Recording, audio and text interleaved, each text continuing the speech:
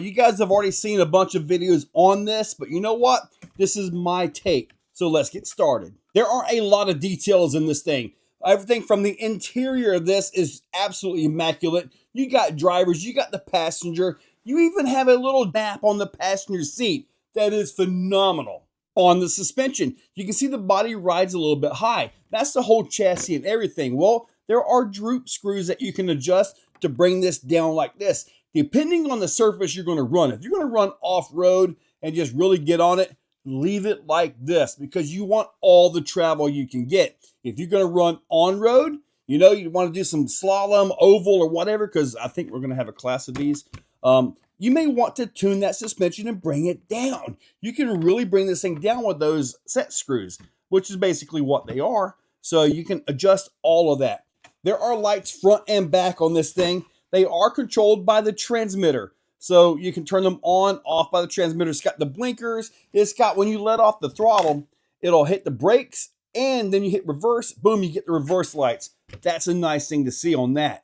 Wheels and tires. Absolutely awesome, and the tires even have their Rlaarlo name in them. How cool is that?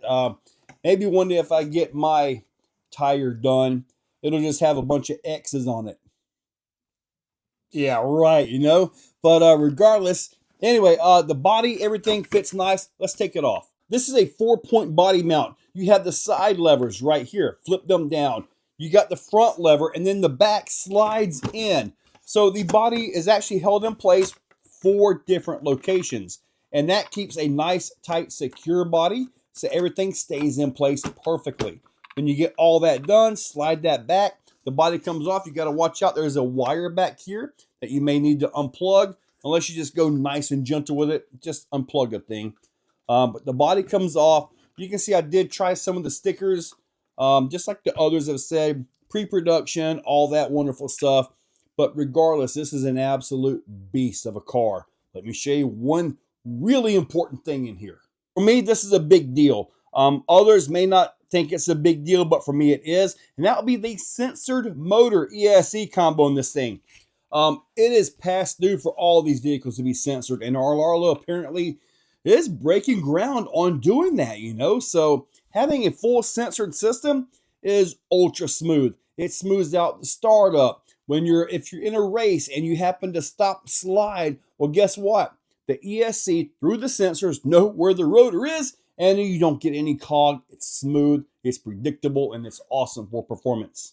The suspension on this thing, it is ultra beefy. I've already showed you droop screws that you can adjust all that with. So that is a really nice thing. Now, there is something that I can show you, and I feel this must have been designed into it. I've talked to a few guys about it, and they said, you know, it could be a handling thing, especially for off-road. And what I'm referring to is there is quite a bit of bump steer on this. So with that bump steer, it's not really adjustable with just washers or something. If you try to adjust them up out at the knuckles, it's going to get worse. But I feel that this had to have been designed into the thing for handling purposes. I just really feel it did.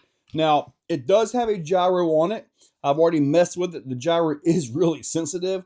I do have the information on how to adjust it, although I couldn't get it to actually adjust the sensitivity.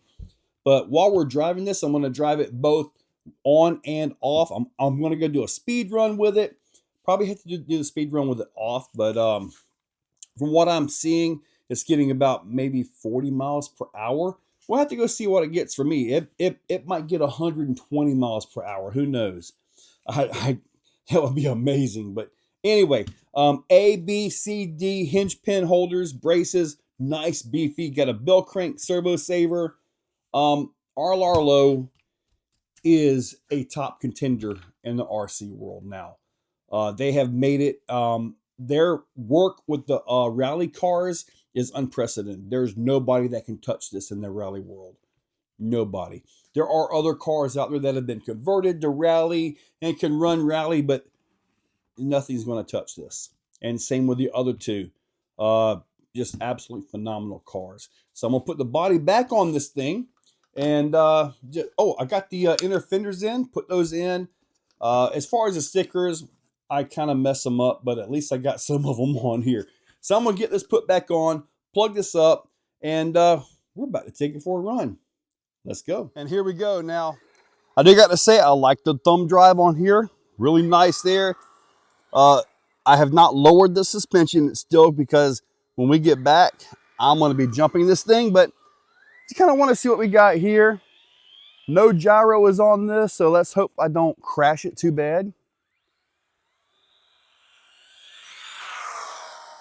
Woo!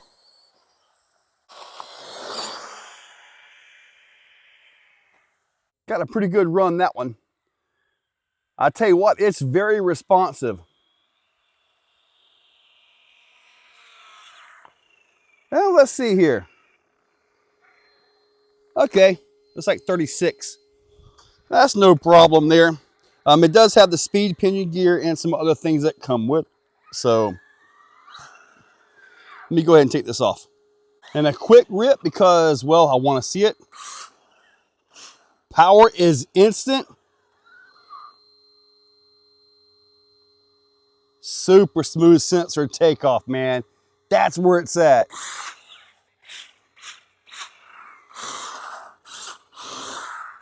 Oh, I forgot to mention, it does have a center diff in it.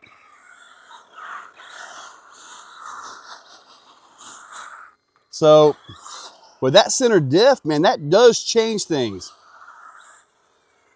Remember that suspension being all high? Well, guess what? This is where it pays off. Right here, man.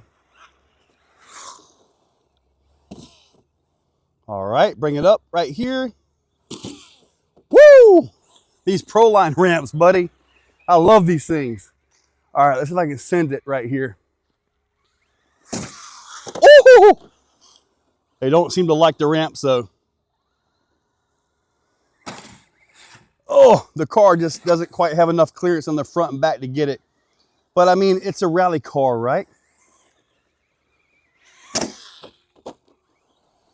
Now, in the other videos I've seen, man, it can take a beating. Woo! It really does not like the jump. At least not these ramps. On a longer ramp, I think you'll be a lot better off. Because, I'll tell you one thing, at least it rolls back on its tires. There we go. I think it needs a longer ramp because of the wheelbase of the vehicle. The ramp, if the ramp is shorter than the wheelbase of the vehicle, which it looks like we are just about right here, especially with the transition, you have a big issue. But dudes, let's go hit the oval. We're going to come into this track with style. Yeah, buddy.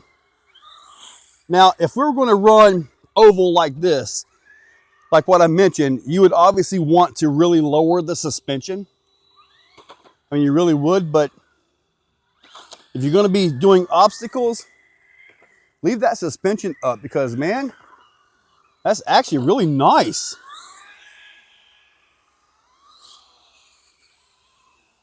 Woo!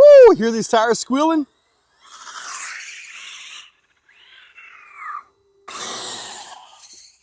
Ha ha ha ha!